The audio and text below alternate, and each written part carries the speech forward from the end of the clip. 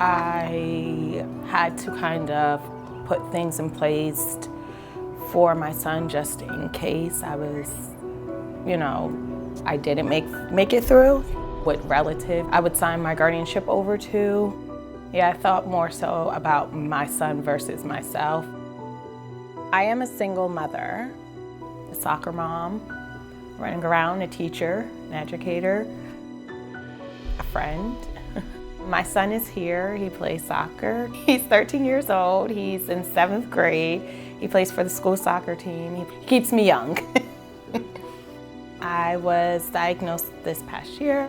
I had found kind of like a small lump on the left side of my breast. I didn't really think anything of it. And by December, it was like a massive lump. So I got a mammogram, a biopsy, and then I was diagnosed with breast cancer. Lots of bills, medical bills in the sense of, my insurance. It covered a certain portion, up to a certain portion once I maxed out my part. That became challenging because the place that I was being seen at was like out of my network. I stayed and just kind of took on that cost. Work ended up being limited. I worked 2 jobs, and so I had to kind of cut back on my hours there, leaving a lot more frequently.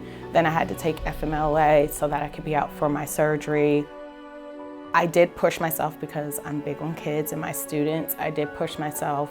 I had a social worker who they did everything, and I heard back from Miss Susan and the foundation.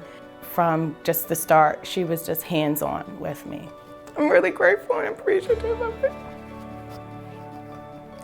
It wasn't just like a financial support, like, hey, we'll just give you, this financial assistance with your home and then kind of like disappear. Like, no, it was, they showed up every month when I needed it the most. Whether it was with groceries or gas to get to my treatments, like help with my son as far as his soccer, being covered with that and being able to take him there. The holidays, making sure that I had groceries in my home for Thanksgiving and Christmas and gifts under the tree for me, my son. It was a lot, but I'm really grateful for it.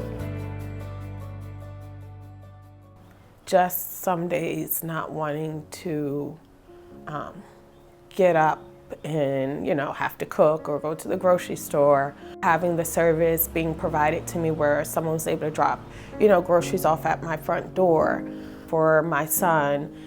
Being able to go back to school shopping and, being provided those gift cards so that he could have, clothes and shoes and those type of book bags and backpacks and those type of things for me and my son when I just couldn't provide, again, because I wasn't working, hours were cut. I had to go to treatment and everything, so we're just not feeling well. So those things definitely helped us. They were able to cover his expense for the whole season. They were able to provide basically his whole uniform kit, and the whole season was taken care of, and he was able to still be a kid, and he was still able to enjoy doing what he loved. It brought joy to me because he's the most important thing. It just takes a load off of you where you're not stressing about your next meal or, how am I going to be able to get my son to soccer practice? It was just, I can heal. Like, I can take the time and rest and hope in the sense of, for families like me, it just allows us to know that someone is like thinking of us and cares about us, and there's genuine people in the world, such as the Helene Foundation, that really say, how can we help? Like, how can we make something easier for you so you don't have to worry about it? And that's what they did. I would say it's a great cause. Definitely donate. It helps families that are definitely in need and that are uncertain. It gives relief. Every single donation helps families like me and my son, and we're grateful and thankful for it. We really are. We're grateful and thankful for everything that they've done.